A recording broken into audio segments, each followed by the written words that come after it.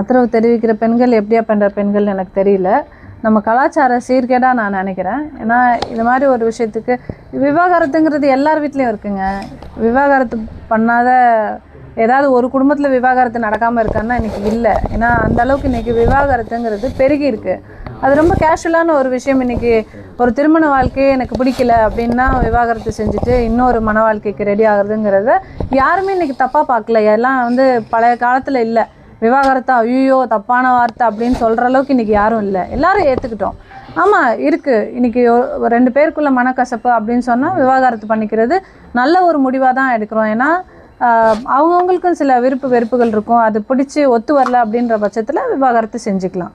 And விவாகரத்து பண்ணதோடு இல்லாமல் அவங்களுக்கு வேறு ஒரு பெண்ணை பிடிச்சிருக்கு, நாம் இன்னொரு தடவை திருமண வாழ்க்கைக்குள்ளே போகணும்னு நினைக்கிறோனாலும் அதுக்கு அவங்களுக்கு முழு ரைட்ஸ் இருக்குது. அதையும் இன்றைக்கி நம்ம நாட்டில் யாரும் தப்பாக பார்க்குறதில்ல. 2வது திருமணமாக ஐயோ இதெல்லாம் தப்பு அப்படிலாம் யாரும் கேட்குறது கிடையாது. பெரிய பெரிய செலிப்ரிட்டிஸ்லேருந்து எல்லாருமே 2வது திருமணம் பண்ணவங்கெல்லாம் இருக்காங்க. நல்ல ஹாப்பி லைஃப் வாழ்கிறவங்க இருக்காங்க. தமிழக வெற்றி கழகத்தோட தலைவர் விஜய் அவர்கள் அவர் விவாகரத்து பண்ணாலும் அது தப்பில்லை. அவருக்கு அது டிவோர்ஸ் பண்ணிவிட்டு வேறு ஒரு கல்யாணம் பண்ணாலும் அதை யாரும் கேள்வி கேட்க போகிறதில்ல. அவர் மனைவி விவாகரத்து வேணும்னு மட்டும் கேட்கல, அவர் வீட்டில் வாழ்கிறதுக்கு இடம் வேணும்னு கேட்குறாங்க. அந்த வீட்டில் வாழ்கிறதுக்கு எனக்கு உரிமை இல்லையா, எனக்கு வீடு இல்லாமல் தவிக்கிறேன்னு ஒரு பெண் அவரோட மனைவி சொல்கிறாங்க. அதுக்கு என்ன பதில் இருக்குது?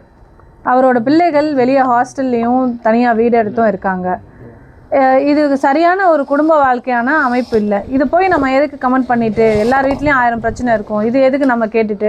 அப்படி தான் நானும் இருந்தேன், அப்படி தான் நானும் இருக்க விரும்புகிறேன். ஆனால் இவ்வளோ பிரச்சனை போயிட்டுருக்கும்போது ஒரு பொது வெளியில் த்ரிஷா அவர்களை கூட்டிகிட்டு வந்தது ரொம்ப ஷாக்கிங்கான ஒரு விஷயமா இருந்தது. ஏன்னா போன வாரம் வரைக்கும் த்ரிஷா அவர்களை பற்றி த்ரிஷா வீட்டிலேருந்து விஜய் வெளியில் வரட்டும் முதல்லன்னு நயனா நயேந்திரன் அவர்கள் பாஜக மாநில தலைவர் சொல்லியிருந்தார்.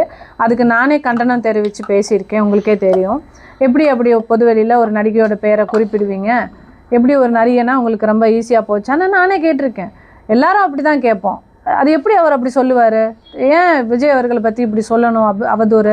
ஒரு நடிகையோட பேரை இப்படி சொல்லிடலாமா ஈஸியாக அப்படின்னு எல்லாரும் பேசிக்கிட்டது தான். ஓகே, அவரே மன்னிப்பு கூட கேட்டுட்டாரு. அண்ட் அவங்க விஜய் அவர்களோட ஒய்ஃப் சங்கீதா கூட ஒரு நடிகையோட ரிலேஷன்ஷிப்பில் இருக்கார், தேவைப்பட்டால்தான் அந்த நடிகையோட பேரை சொல்லுவேன்னு அவங்க ரொம்ப கண்ணியமாக ஒரு அறிக்கை கொடுத்துருந்தாங்க. இவ்வளோ பேரும் இவ்வளோ கண்ணியமாக நடந்துட்டு இருக்கும்போது மேடை ஏறி மகளிர் தினத்தன்னைக்கு இவ்வளவு பெண்ணியம் பேசி கண்ணியம் இல்லாமல் ஒரு ஒரு ஒரு கல்யாணத்துக்கு த்ரிஷாவே கூட்டிகிட்டு வராருன்னு சொன்னால் நாளை இன்றைக்கி சமுதாயம் எப்படி பார்க்கும்? இது ஒரு நல்ல ஒரு ட்ரெண்ட் செட்டிங்கான விஷயம் கிடையாது. அவர் ஒரு சின்ன பையன் 18 வயசு குமரன் ஒரு ஒரு ஒரு நடிகை கூட்டிகிட்டு வர்றாரு, ட்வின்னிங் பண்ணிட்டு வர்றாரு அப்படின்னு சொன்னால் அது யாரும் சின்ன பசங்க என்னமோ பண்ணிட்டு போகிறாங்கப்பா அப்படின்ற அந்த ஒரு இதில் பார்ப்பாங்க. he is going to become a leader. நாளைக்கு ஒரு சிஎம் ஆகணுன்ற ஒரு கனவோடு இருக்கார். மக்கள் அவ்வளோ கனவோடு இருக்காங்க அவரை சிஎம் ஆக்கணும்னு. அப்படி ஒரு எண்ணத்தில் எல்லாரும் பார்த்து உங்களுக்காக உழைச்சிக்கிட்டு இருக்காங்க அவ்வளோ பேர். நீங்கள் உள்ளே இருந்து பார்க்குற உங்களுக்கு தெரியாது உங்களுக்கு பின்னாடி எவ்வளோ பேர் எவ்வளோ உழைப்பு போட்டுட்ருக்காங்கன்னு.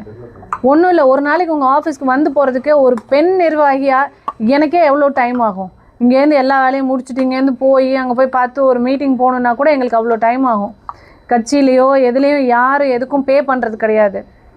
உங்களுக்காக எங்கள் டைமை செலவு பண்ணி எங்கள் பணத்தை செலவு பண்ணி எல்லாரும் உங்களுக்காக அவ்வளோ ரிஸ்க் எடுத்து அவ்வளோ வேலை பார்க்குறோன்னா அதை கொஞ்சமாவது மதிக்கணும்னு நினைக்கிறேன். அவ்வளோ ரெஸ்பெக்ட் கொடுத்து உங்களுக்கு நாங்கள் எல்லா பிரச்சனையிலையும் முட்டு கொடுக்குறோம். ஒவ்வொரு பிரச்சனையிலையும் நிறைய தப்பு இருக்குது, எல்லா பிரச்சனையிலையும் முட்டு கொடுக்குறோம்ல. எவ்வளோ யங்ஸ்டர்ஸ் உங்களுக்காக தூக்கி வச்சு பேசுகிறானுங்க. அந்த டிவிகே ஃபேன்ஸு, வாரியர்ஸு, வாட்டவர் என்ன வேணாலும் வச்சுக்கோங்க. கரூர் விஷயத்துலேருந்து எல்லா விஷயத்துலையுமே எங்கள் அண்ணா பண்ணால் சரியாக தான் இருக்கும். இல்லை அண்ணா இப்படி அதனால தான் இதாகிடுச்சு. இப்படி ஜனநாயகன் படம் ரிலீஸு, இந்த மாதிரி அலையன்ஸ் விஷயம் எதுவாக இருந்தாலும் மக்கள் நாங்கள் நிற்கிறோம் உங்கள் கூட சப்போர்ட் பண்ணி நிற்கிறாங்க. அவ்வளோ இளைஞர்கள், பெண்கள், தலைவர் வரணும், எங்களுக்கு விஜய் வரணும், மாற்றம் வேணும்னு கேட்குறாங்க. அப்போது அந்த மாற்றம் கொடுக்குற விஜய் இப்படி ஒரு மாற்றத்தை ஏற்படுத்துவாருன்றது ஒரு ரொம்ப ஷாக்கிங்கான ஒரு விஷயமா இருக்குங்க. மேடம், இப்போ பொதுவாக ஒருத்தவங்க ஒரு கட்சியிலேருந்து இன்னொரு கட்சிக்கு போகிறாங்கன்னா அந்த கட்சியில் இருந்ததுக்கான தடயத்தை ஃபுல்லாகவே வச்சுருவாங்க. உதாரணத்துக்கு ஓபிஎஸ் போடுறாரு, அவங்க வீட்டில் இந்த ரெட்டெல்லாம் எடுத்துட்டாரு, அம்மா போட்டோ அவங்க எல்லாமே எடுத்துட்டாங்க. ஆனால் நீங்கள் இன்னமும் அமித்ஷா கூட ஒரு ஃபோட்டோ வச்சுருக்கீங்க. பிஜேபி ஸ்லீப்பர்ஸ் எல்லாம் பண்ணுவீங்க. என் வீட்டில் இருக்க ஃபோட்டோஸ் எல்லாம் எதையுமே நான் மாற்றலைங்க. அதுதான் கேட்கல, ஸ்லீப்பர் செல்லுன்ற மாதிரி எனக்கு கேள்வி வருது, அதை கேட்குறேன். நீங்கள் ஸ்லீப்பர் செல்லுன்னு நினச்சிக்கோங்க. எனக்கு அது தாய் கட்சி. நான் அதுக்காக எல்லாத்தையும் அழித்து நான் ஒன்றும் பொதுவெளியில் வச்சுக்கல. என் வீட்டில் என் ரூமில் வந்து நீங்கள் இருக்கிறீங்க, நான் வந்து பொதுவெளியில் வீட்டு கேட்டில் வச்சுருக்கேன் அப்படின்னு சொன்னால் அதுக்கு ஒரு வீட்டு கேட்டில் ஒரு போர்டு இருந்தது, அது இருக்கான்னு பாருங்கள் போய். அது இருக்காது. வீட்டுக்குள்ளே நான் வந்து இதெல்லாம் பண்ண விஷயங்களெல்லாம் மாற்றி வைக்கிறது, ஃபோட்டோஸ் எல்லாத்தையும் மாற்றி வைக்கிற அளவுக்கு எனக்கு அது பெரிய அந்தளவுக்கு இதை வச்சிருக்கனால நான் ஸ்லீப்பர் செல் ஆயிடுவேன்னா ஆகிட்டு போகிறேன். அதை பற்றி ஐ டோன்ட் பாதர். அந்த மனைவி பிரச்சனையே கண்டுகொள்ளாமல் இருக்கக்கூடிய விஜய் நாளைக்கு தமிழ்நாட்டு பெண்களை பிரச்சனை ஏற்பட்டால் கண்டுகொள்ளாமல் இதையே ஒரு பெரிய விஷயமா இது பண்ணுங்க. அதனால தான் அது ஒரு பெரிய விஷயமா நினைக்கிறேன் நான். இன்னைக்கு தன் மனைவி 25 வருஷம் வாழ்ந்து 2 பெண் பிள்ளைகளை பெற்ற மனைவிக்கே வந்து பார்க்குறதுக்கு அனுமதி இல்லை, இன்னொரு நபர் அங்கே நடுவில் நிற்கிறாரு, பார்க்க அனுமதிக்க முடியாது அப்படின்னு. அவங்க அம்மா அப்பா போய் பார்க்க முடியல, நடுவில் ஒரு நபர் நிற்கிறாரு. அந்த நபர் பேரை நான் தேவைப்பட்டால் சொல்லுவேன். நடுவில் ஒரு நபர் நிற்கிறாரு, பார்க்கக்கூடாது அப்படின்னு. அப்போது விஜய் என்னவா இருக்கார்? விஜய் நீங்கள் யார்? ஏன் உங்களுக்கு இவ்வளோ போர்வை? எதுக்காக இவ்வளவு ஒரு தடை, இவ்வளோ பேரியர்ஸ்? பாடி கார்ட்ஸ் உங்களோட செக்யூரிட்டிக்கு, பட் பாடி கார்ட்ஸை மீறி இவ்வளோ பேரியர்ஸ் வச்சுருக்கீங்களே, உங்கள் கிட்டே யாரும் வர விடாமல். எதுக்காக இதெல்லாம்? ஓகே, இது வந்து பெரிய ஆக்டர்ஸ் எல்லாம் வந்து அந்த மாதிரி ஒரு சர்க்கிள் வச்சுப்பாங்க, கிட்ட யாரும் இது பண்ண விடாமல் மேனேஜர் இருப்பாங்க, பிஆர் இருப்பாங்க, இவங்கள மாதிரி இவங்க தான் அப்படின்னு இருக்கும். பட் ஃபேமிலி கூட க்ளோஸாக இருப்பாங்க, ஃபேமிலி க்ளோஸாக தான் இருக்கும். நீங்கள் சூப்பர் ஸ்டார் ரஜினிகாந்த் அவர்கள்லாம் எடுத்துக்கோங்க, வெளியே வர்றதுக்கு அவ்வளோ ரெஸ்ட்ரிக்ஷன்ஸ் இருக்குது. அவரே வெளியே வந்தால் இன்றைக்கி வரைக்கும் நீங்கள் எல்லோரும் போகிறீங்க, எல்லோரும் காரில் விண்டோவை இறக்கி எல்லாருக்கும் ஹாய் எல்லோரும் எப்படி இருக்கீங்கன்னு கேட்டு போகிறாரா இல்லையா? அதாங்க சூப்பர் ஸ்டார். அதாங்க ஒரு நடிகன் கிட்ட வந்து மக்கள் வேறு எதுவுமே எதிர்பார்க்கல. நீங்கள் வந்து உங்கள் சொத்து பணத்தெல்லாம் எங்களுக்கு கொடுத்துட்டு போங்கன்னு கேட்கல மக்கள். உங்கள் மேலே ஒரு ஃபேன் ஃபாலோவர்ஸாக ஒரு ஃபேண்டம் இருக்குது அப்படின்னா எல்லோரும் எப்படி இருக்கீங்கன்னு அந்த ஹீரோ வந்து கையாட்டிட்டு போயிட்டாலோ அது வந்து அன்றைக்கி வந்து அந்த டே ஃபுல்லாக இவங்களுக்கு ஹாப்பியாக இருக்கும். நம்ம பார்த்து ரசித்த ஒருத்தர் நம்மளோட ஹீரோ சார் நம்மளுக்கு கையாட்டிட்டு போயிட்டாருன்னா அதை கூட நீங்கள் செய்ய மாட்டீங்க, அந்த விண்டோவை இறக்க மாட்டீங்க. ஏன்? அதுக்குள்ளே என்ன இருக்குது? எதுக்காக இந்த மர்ம வாழ்க்கை? எதுக்காக இந்த போர்வை? இதுதான் என்னோட கேள்வி. தேர்தல் நெருங்கி வர என்னோட தனிப்பட்ட நான் பார்த்துக்கிறேன், நீங்க கட்சியில கான்சென்ட்ரேட் பண்ணுங்க விஜய் பேசுறாரு. அது நிறைய டைவர்ஸ் நடக்குது, ஆனா விஜய் மட்டும் ஏன் கான்ட்ரவர்சி ஆகுறாரு அப்படிங்கிறது ஒரு கொஸ்டின் இருக்குல்ல. புரியல. என்னோட தனிப்பட்ட விஷயத்தை நான் பார்த்துக்கிறேன், தொண்டர்கள் நிர்வாகிகள் நீங்க கட்சி விஷயத்துல பாருங்க, மக்களுக்கான நல்லது செய்யுங்க. என்னோட விஷயத்தை நான் பார்த்துக்கிறேன், அது ஒருத்தர் விஜய் பேசியிருக்காரு. டைவர்ஸ் இன்னைக்கு நிறைய நடக்குது, ஆனா அது விஜய் நடக்கும்போது மட்டும் ஏன் அது கான்ட்ரவர்சியா மாறுதுன்னு நினைக்கிறேன். அதான் நான் சொல்றேன், டைவர்ஸுங்கிறது பெரிய ஆட்கள்ல இருந்து சின்ன ஆட்கள் வரைக்கும் எல்லாருக்கும் நடக்குது தான். எல்லா இடத்துலையும் என்ன நடக்கும்னா மனைவியோடு வாழ்வாங்க, நடிகை போய் கம்ப்ளைண்ட் கொடுப்பாங்க. நம்ம தமிழ்நாட்டில் பல வருஷங்களாக பார்த்துட்ருக்கோம், நடிகை தான் கம்ப்ளைண்ட் கொடுத்து இந்த லீடரை வந்து அங்கே கூப்பிட்டாங்க இங்கே கூப்பிட்டாங்க, பஞ்சாயத்து இன்றைக்கி கோர்ட்டில் கேஸு, இதெல்லாம் நடக்கும், பார்த்துருக்கோம். பட் ஆனால் மனைவியே போய் கோர்ட்டில் கேஸ் கொடுத்து எனக்கு வாழ்க்கை இல்லை, எனக்கு வீடு இல்லை, எனக்கு சரியான வருமானத்துக்கான இது கொடுக்கல, அவர் என்னை ஹவுஸ் அரெஸ்ட் பண்ணி வச்சுருக்காருன்னு சொல்கிறது இதுவே ஒரு முதல் முறை லீடர் மேலே கொடுக்குற கம்ப்ளைண்ட் இல்லையா? இதுக்கு முன்னாடி யாராவது லீடர் மேலே எந்த மனைவியாவது கொடுத்துருக்காங்களா? 2 மனைவி 3 மனைவி கூட வச்சுக்கிட்டவங்கலாம் இருக்காங்க, நம்ம பார்த்துருக்கோம் லீடர்ஸ். பட் சுமூகமாக தான் 3 மனைவியோட கூட வாழ்ந்துட்டு இருந்தாங்க. ஒரு மனைவியே வந்து கம்ப்ளைண்ட் கொடுக்குறாங்கன்னா இது என்ன மாதிரியான ஒரு விஷயம்? கண்டிப்பாக அது அவங்க 2 பேருக்குள்ள உள்ள ஒரு விஷயம் தான். அது ஏன் பொது வெளிக்கு வந்து இன்றைக்கி இவ்வளோ பேர் டிஸ்கஸ் பண்ணுறோம் அப்படின்னு சொன்னால் இது ரொம்ப ஒரு ஒஸ்டான ஒரு விஷயம். அடுத்தவங்களோட பர்சனல் லைஃப்பை வந்து நம்ம பப்ளிக் லைஃப்பில் வந்துட்டு பேசுகிறது. பட் பப்ளிக்காக நீங்கள் த்ரிஷாவை வெளியே கூட்டிகிட்டு வந்தனால தான் பேசுகிறோம். உங்களை ஒரு லீடரா மதிச்சு நாளைய சமுதாயத்தை வழி நடத்துவீங்கன்னு நம்பி நிச்சயமா ஒரு நடிகையோட தொடர்பு இருக்குன்னு மனைவி கேஸ் கொடுத்துருக்காங்க. அந்த சமயத்துல அவங்க பேரை குறிப்பிடல, அவங்களாவது நாகரிகமா பேரை குறிப்பிடல, நீங்க பேரை ஆளையே கூட்டிட்டு வந்து காட்டுறீங்க. நிச்சயமா அதுக்காக தான் பண்ணியிருக்காங்க. ஒரு பெண்ணை மன உளைச்சலுக்கு ஆளாக்கணுன்றதுக்காக தானே ஒரு மனைவி நீ வந்து ஸ்டேட்மெண்ட் கொடுத்துருக்கும் போது நட்பா கூட இருக்கலாமே, நீங்க எல்லாரும் நல்லா கேட்டீங்க, நட்பா கூட இருக்கலாமே, உண்மையான நட்பு.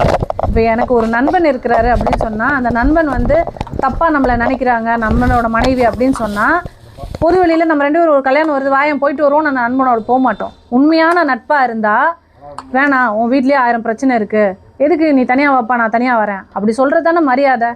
ஒரு பெண்ணுக்கு அழகு அதுதானே. ஒரு நல்ல குடும்பம், நம்ம நண்பனோட குடும்பம் நல்லா இருக்கணும்னு நினைச்சா அந்த பெண்ணோட மனப்பக்குவம் அப்படிதானே இருக்கணும்.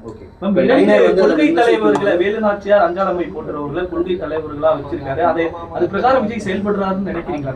அது பிரகாரம் செயல்படலைன்றனால தான் நான் இவ்வளவு தூரம் பேசுறேன். இப்போ நைனார் சார் வந்து கிறிஸ்டா வந்து ஓப்பன் ஸ்டேட்மெண்ட் கொடுத்தாங்க. நேற்று பார்த்திபன் சாருக்கும் கிறிஸ்டா ஓப்பன் அப்படி நடிகை விஜய் வைத்து கிறிஸ்டா பேசினாங்கன்னா கிறிஸ்டா ஓப்பன் ஸ்டேட்மெண்ட் கொடுத்துருப்பாங்கல்ல. நம்மளாம் யூகிச்சு அடிப்படையில் நம்மளே அதை பற்றி பேசணும்.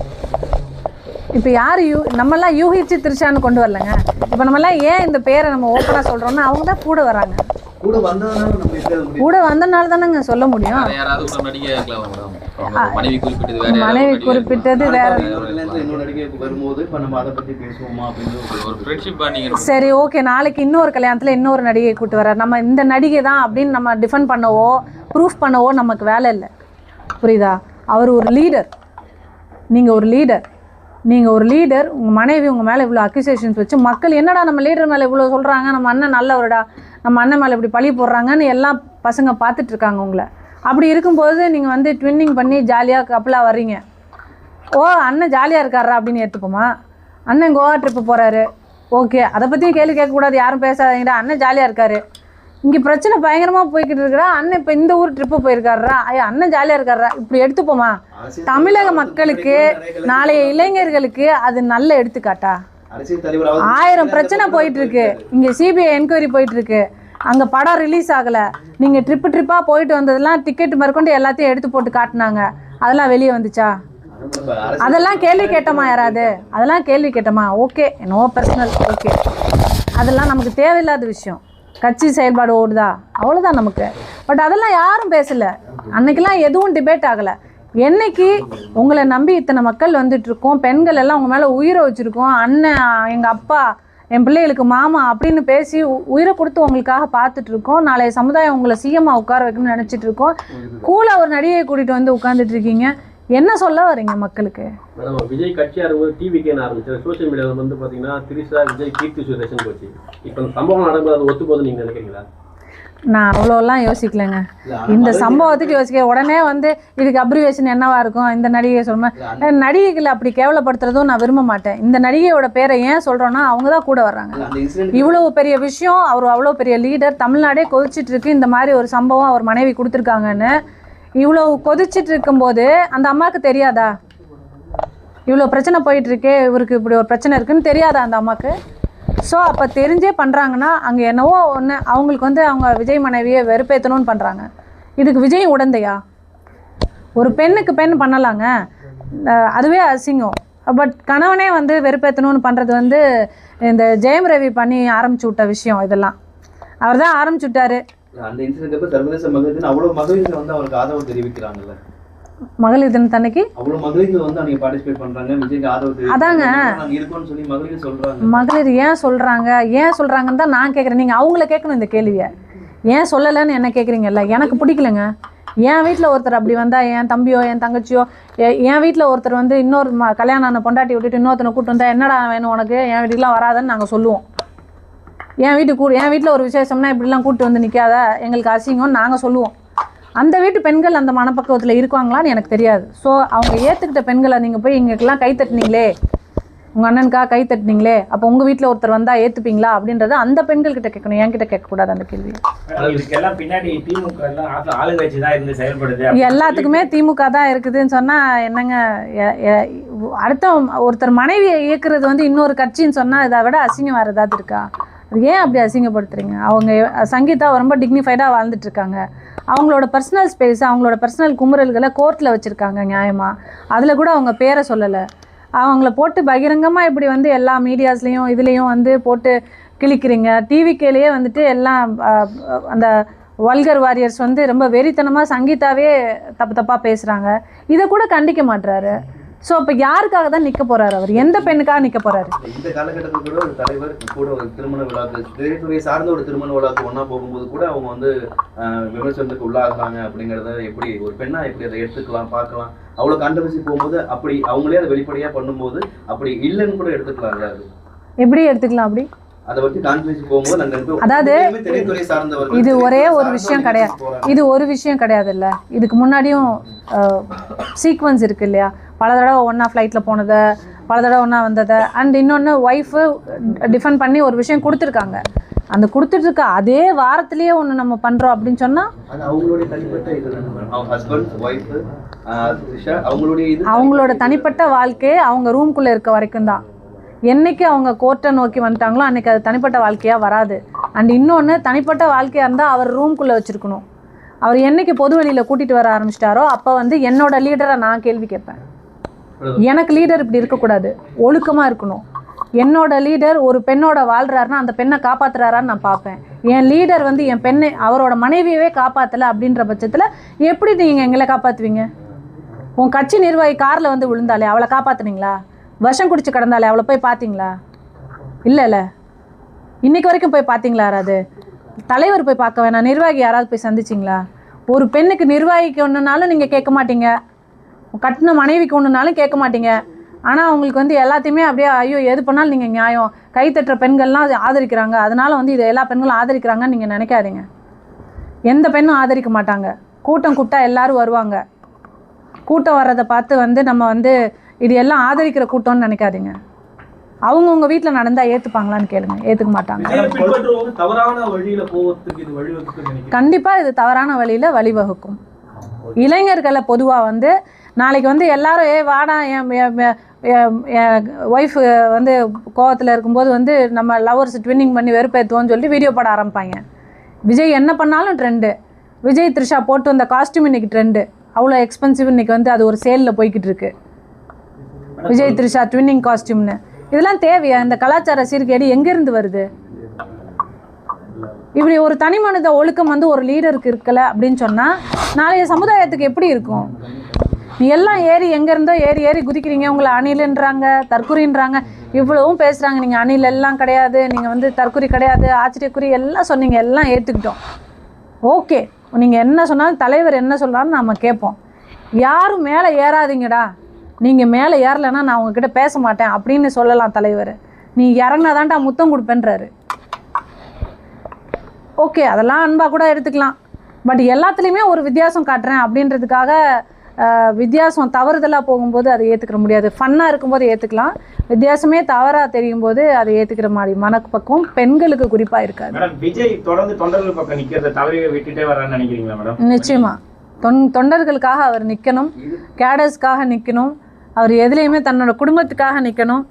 தான் படம் ரிலீஸ் ஆகலை அதுக்காகவாது நிற்கணும். அவ்வளோ ப்ரொடியூஸ் பண்ணி அவ்வளோ பணம் போட்டு படம் வெளியே வரல, அதுக்கு கூட ஒரு வார்த்தை சொல்ல மாட்டேங்கிறாரு. கொள்கை தலைவர் பின்பற்றாரா மேடம்? அவரு அவங்க வழியில பின்பற்றி நீங்க சொல்லுங்க, அவர் பின்பற்றாரா? நீங்க சொல்லணும். எனக்கு தெரிஞ்சு இல்லை, அதனால தான் நான் இந்த அறிக்கை கொடுத்துருக்கேன். இது தொடர்பாக தொடர்பு கொள்ள முயற்சிங்களா? விஜய் சந்திக்கிறது முயற்சிங்களா? இல்லை இப்போ இது தொடர்பாக அவங்க மேலே நடவடிக்கை எடுத்தால் என்ன பண்ணுறீங்க அடுத்த கட்டமா? எதுவாக இருந்தாலும் எனக்கு அதை பற்றி ஐ டோன்ட் கேர். அவரை சந்தித்து இதை உங்களுடைய கருத்தை அவர்கிட்ட சொல்ல முயற்சி. அவர் மனைவியே அவரை சந்திக்க முடியல, நான் எப்படிங்க சந்திக்க முடியும்? நீங்கள் எதுவும் முயற்சி பண்ணீங்க?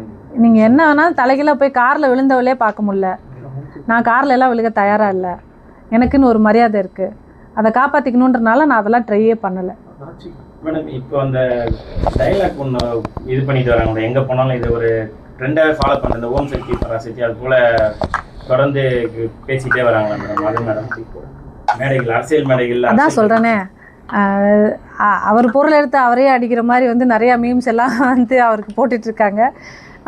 இதெல்லாம் தேவையா? என் தலைவரை அப்படி எல்லாரும் தாக்குறது எனக்கே தாங்க முடியல. என் தலைவர் இன்னும் கரெக்டாக இருக்கணும்னு நான் நினைக்கிறேன். அவர் சரியான வழிநடத்தலில் போகணும், அவரை சுற்றி இருக்க சர்க்கிளை கொஞ்சம் மாற்றணும். நிறைய ஒரு பேடான ட்ரெண்ட் செட்டிங்க்கு போகுது அவரோட விஷயங்கள்ன்றது அவருக்கு புரியணும். எளிதில் அவரை சந்திக்க முடியல, அது மாதிரி ஒரு விமர்சனம் வைக்கப்படுது. எல்லாருமே ஒரு புகார் தெரிவிக்கிறாங்க. ஒரு குறிப்பிட்ட சின்ன வளையத்துக்குள்ளேயே இருக்கிறாரு. யார் நிர்வாகிங்க போய் தொண்டர்கள் கூட சந்திக்க முடியாத ஒரு இது நிலை இருக்குன்னு அது உங்களுக்கு இருந்ததா மேடம்? நீங்கள் பயணித்த வரைக்கும் இருந்ததுங்க. எல்லாருக்கும் இருக்கும். அந்த நபர் யார் மேடம்? அம்மா அப்பா கூட பார்க்க முடியல. யார் அந்த சார்னு முதல்ல கண்டுபிடிக்கிட்டு அதுக்கப்புறமா யார் அந்த நபர் நான் சொல்கிறேன். இவ்வளோ வெளிப்படையாக பேசிட்டு அவங்களையும் சொல்லிட்டு எல்லாருக்கும் தெரிய வருங்க. எல்லாமே ஒரு நாளைக்கு எல்லாத்தையுமே all in one box open ஆகாது, ஒவ்வொன்றா வரும். கட்சி நடத்த போகிறாரு அவர் நிறைய இன்னும் போராடுறதுக்கு இருக்குது. இன்றைக்கி தான் த்ரிஷா வெளியே வந்திருக்காங்க, இனிமேல் ஒவ்வொருத்தராக வருவாங்க. நான் விலகுறேன்னு சொல்ல, நான் என்னோட சப்போர்ட் என்றைக்குமே தாவைக்கா கொண்டு தலைவர் அவர்கள் நல்லா வரணும்னு நினைக்கிறேன். அவர் ஒரு லீடராக வந்தால் என்னை மாதிரி சந்தோஷப்படுறதுக்கு யாரும் இருக்க மாட்டாங்க. ஏன்னா அந்த ஒரு லீடர் அப்படின்றவர் வந்து எப்படி இருக்கணும் அப்படின்னு நினைக்கிறோன்னா, நமக்கு மக்கள் விரும்பின ஒருத்தராக இருக்கணும்னு நினைக்கிறோம். திடீர்னு இப்போ அவங்களுடைய மனைவியே இப்படி மன உளைச்சலுக்கு உண்டாக்குறாங்க. அதுதான் சொல்கிறேன், அந்த மாதிரி ஒரு லீடர், அப்படி எனக்கு ஒரு நல்ல லீடர் வரணும் தான் நான் ஆசைப்பட்றேன். அவர் நல்ல முறையில் தன்னை நன்னறிப்படுத்திக்கிட்டு நல்ல ஒரு லீடராக வந்தார்னா எனக்கு ரொம்ப சந்தோஷம். நினைக்கிறீங்களா? அவர் படுத்திக்கணும்னு நினைக்கிறேன். படுத்திப்பாருன்னு நான் சொல்லலை, படுத்திக்கணும்னு நினைக்கிறேன். மேடம், நடிகை பிரியங்கா மோகன் சமீபத்தில் ஒரு பாட்காஸ்ட்ல தெரிவிச்சிருந்தாங்க, தான் மீது வந்து சமூக தாக்குதல் நடத்தப்பட்டுச்சு அப்படின்னு சொல்லிட்டு ஒரு பேட்டி கொடுத்துருந்தாங்க. அதில் வந்து இவங்க விஜயோட மேலாளர் ஜெகதீஷ் தான் சொல்லிட்டு எல்லாமே கமெண்ட் பண்ணிட்டு அது ஒரு விமர்சனமாக இப்போ போயிட்டே இருக்கு இணையத்தில். இது நடந்திருக்க வாய்ப்பு இருக்கு, அது மாதிரி இருக்கிறது உண்மையா மேடம்? இது மாதிரி பெய்டு தாக்குதல் பண்ணுறாங்க சமூகத்தை பயன்படுத்தி. இது மாதிரி சினிமாவில் நிறைய நடக்குதுங்க. எது உண்மை எது பொய்ன்னு சொல்ல முடியாது. சினிமாவில் இது மாதிரி நடிகைகளுக்கு நிறைய நடக்குது. பட் பிரியங்கா அருள்மோகன் சொல்கிறாங்க அப்படின்னு சொன்னால் அது அவங்களுக்கு நடந்த ஒரு அனுபவமாக இருக்கலாம். அது மாதிரி நிறைய நடக்குதுங்க. இருக்கலாம், இது இல்லாமலும் இருக்கலாம். அதை நம்ம பார்க்காம சொல்லக்கூடாது. பட் சினிமாவில் இந்த மாதிரி நிறைய நடக்குது. வாய்ப்பு இருந்தால் வாய்ப்பு கொடுத்தா போட்டிடும். கட்சியில் இருக்கக்கூடிய பெண்களுக்கா இருக்கலாம். நான் எல்லா பெண்கள்கிட்டையும் கேட்டது கிடையாது. நான் பாதுகாப்பாக எங்கே போனாலும் இருக்கேன். அதனால் எனக்கு என்னை பற்றின இது மட்டும்தான். அப்படிலாம் ஒன்றும் எனக்கு பாதுகாப்பு இல்லாத பெண்கள்னு ஒன்றும். போட்டிடுறீங்களா மேடம் தேர்தலில்? கண்டிப்பாக வாய்ப்பு கொடுத்தா நாங்கள் போட்டிடுவேன். எந்த கட்சியில் மேடம்? திமுக அழைப்பு வந்தால் போய். சரி.